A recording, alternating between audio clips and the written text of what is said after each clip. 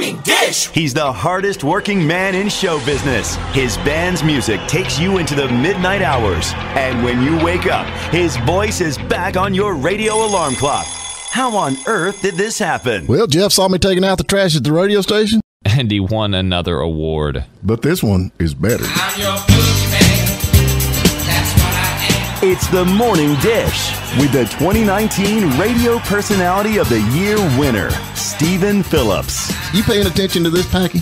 And Murphy's own Sherry Raines. Yeah, you must have given horseback passes to the right guy, Stephen. Well, giddy up. And Packy Smith's Shetland pony is right alongside. You guys know these demo tapes don't just edit themselves together, right? Well, all right. 3 cheers for Stephen Phillips. Y'all need to help Stephen Phillips out over there. Out the door and off the radio. Here's Stephen Phillips. All righty, folks, we're back with you, and we have got the young man on that has played with Merle Haggard, Buck Owens, and was on, and this is royalty right here, was on the Hee Haw Show. Yeah. Good morning, Eugene. How are you, sir? I'm doing great. Good to hear from you. Yeah, man, I guarantee it. I appreciate you getting up and giving us a call, man. This is, like I said, down here, you being on Hee Haw, you're like, that's like King Tut stuff. You know what I'm saying? Royalty. Right? Yeah, Lord, yeah. But you started playing with Merle Haggard when you were, what, 17, 18 years old? Yes, I did, yeah. Pretty young, about 1977. Wow. So how did that come by? I mean, how does an 18-year-old kid get hooked up with Merle Haggard? He was good, apparently. Obviously. Well, I kind of grew up around him. My dad played on some of his first records and worked with him, back in after Merle got out of prison, he started playing at this club called the Lucky Spot Club. So that's when my dad met him, and then from there, I just kind of grew up around him and all of his band members over the years. And he came out and heard me play at a nightclub one night, sitting at a table by himself, and asked me if I wanted to go out and play for a while with him. And of course, I said yes. Yep. Yeah, but like, is that a trick question? Are you kidding? Guarantee it. So then you ended up with the Buckaroos, or what? I mean, where did you go with from that? How did you end up on Hee Haw? Well, when I was about the same age, about 19 years old, Jim Shaw, the piano player with Buck Owens, would do recording sessions at Buck's studio for different artists that would come in, and he started calling me to play on those recording sessions. And then a couple years after that, I ended up being in the house band at the Palomino Club in North Hollywood. And that's about the time that Buck, they asked me if I wanted to play some Hee Haws just to sub in for the other guy. So I went out and did a couple of seasons of those Hee Haw shows, which is a lot of fun. Well, now, they cut and edit that kind of stuff, or do they shoot them all the way through on the Hee Haw stuff? Well, for instance, the first morning, I believe, we cut Here's Buck Owens and the Buckaroos. We did about all the season's shows that one day. Really? And then the next day, Here's Buck Owens and the Hee Haw Gang. And then we would shoot those most of the day, which would cover the whole season. So, yeah, we shot them all in about 4 days, I believe, for a whole season. Wow, I did not know that. I love Hee Haw, though. I still watch Hee Haw. I know, it's a great show. When I was a kid, you went to my grandmother's house. He had Hee Haw on, or he had that, what's the Baptist preacher that preached for so long? Oh, Lord. I forgot his name. Yeah, it's either that or the other, or the Braves game. That's all that they ever watched. Right? Yeah. That's funny. Yeah, I love it. I guarantee it. Yeah, man. And you can go to Eugene's Facebook, and there's all kinds of history on here. Really my interesting. Lord. He's got a lot of cool stuff. You should go check him out. Well, now you're actually playing now with you're on what do you got the what's the channel called that you do? Is it RFD TV? Right. No. Yeah, there's a new show on there. Well, actually, it's not new. It was on there last year, Merle Jean show. Right.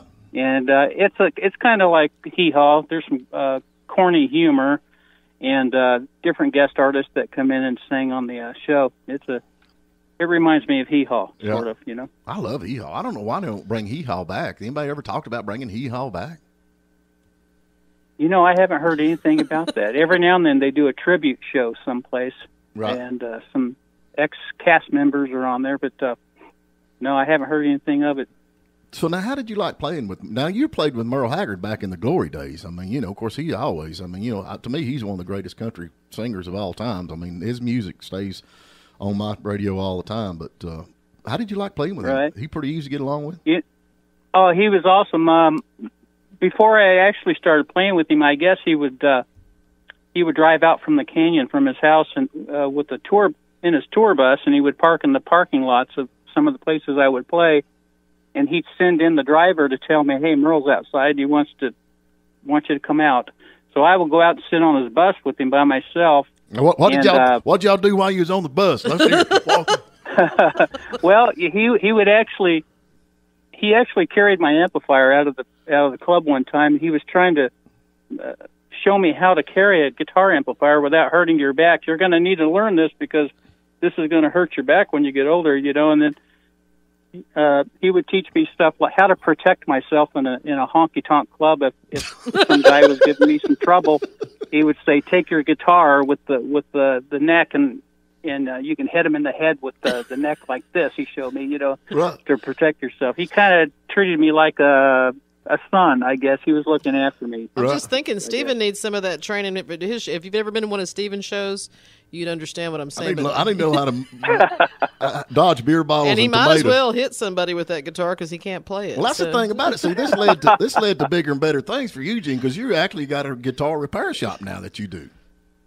I do. I guess I fell into my dad's footsteps. He had a career, playing on recording sessions at Capitol, and then about the year 1968 or 69 or 70, my mom got tired of him driving down to Los Angeles from Bakersfield.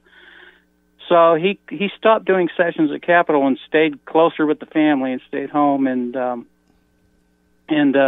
Mosrite Guitar Factory was at the top of their game back then, in Bakersfield. Right. And he actually took a job working at the Mosrite Guitar Factory as the final checkout guy.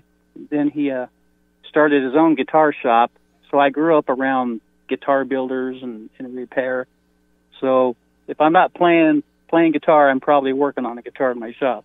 Well, y'all need to go check him out at Eugene Moles because he puts up a lot of cool videos where you're doing this guitar. Well, now you're still recording, though, for people, right, Eugene? I mean, I'm looking at your Facebook, obviously, but it looks like you're still a pretty busy fella. I still do recording sessions each week, one or two of them someplace.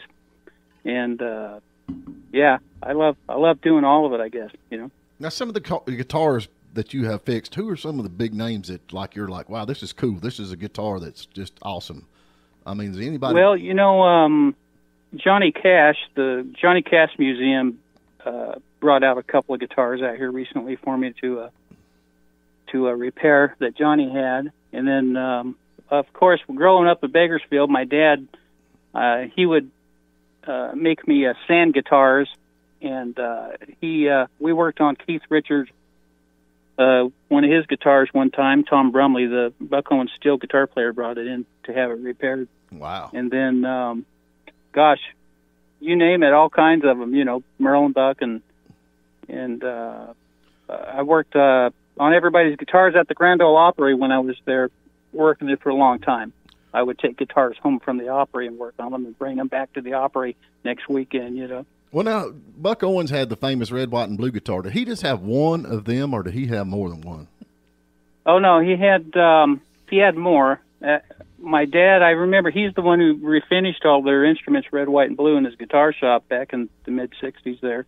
And he refinished a drum set red, white, and blue, electric keyboard red, white, and blue, a bass guitar, 2 or 3 electric guitars, red, white, and blue, and probably a couple of acoustics, Wow, that's cool. I figured he had more than one, but that is awesome. That is awesome. So if somebody down here wanted to get their guitar fixed, how would they get up with you? Just go to your Facebook page and send you a message, or what? That's a very good spot because I'm always checking text messages. I'm checking Facebook Messenger and emails. You can get a hold of me there on Facebook, yes. Yep, so that'd be Eugene Moles. Easy to find. And y'all need to go check him out because, like I said, I love watching all these, where you tear these guitars all to pieces. I wouldn't even know which end's up. I'd be like, holy smoke, man. I enjoy it. It's a lot of fun. Yep, it's a lot of fun. So what's in the future, man? You're just doing this, and that's where you're gonna hang, or got anything secret coming out we need to know about? Well, I've recorded an instrumental project last year, a CD, and I'm continuing on with that. I recorded a couple of songs here recently, so I'm working on a new CD, instrumental CD. Mm-hmm. That's cool. And is it with Telly, or what kind of guitar are you using? Actually, a Telecaster, Fender Telecasters, and probably some other instruments too, like a baritone guitar, right? So forth. I recorded "Green Eyed Lady." Remember that song? Oh yeah, the rock song, with the original band too, as my backing band on the song. I always wanted to do an instrumental version of that, so look forward to getting that finished. Well, you're an amazing guitar player. There's no doubt. You put some notes in there. I didn't. You get like the half notes and the minors and all that kind of stuff. I'm G, C, and D. He actually hits the strings too when he's playing, so it's great. Yeah, they won't let me plug my guitar up when we play. They're like, nope, you ain't plugging it up. But anyway. That's funny. Hey, Lord. He thinks you're joking. That's the funny part. This is happening. He actually had one of the band. Well, no, it wasn't the band member. You were performing with someone else. Tommy Townsend. And I believe Tommy took his guitar away from him and smashed it just to do the world a favor. Yeah. By the way, I need to send that to you there. It's in a few pieces, but anyway, ain't nothing little Elmer's glue can't handle.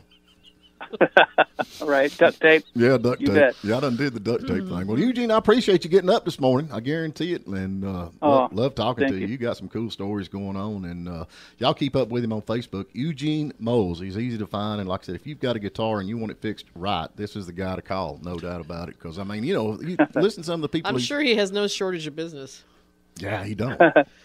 Yeah, he don't. His wife. Send me your songs too. I can record guitar tracks to your music if you email them to me, and I'll send you the guitar parts back to you. There you go.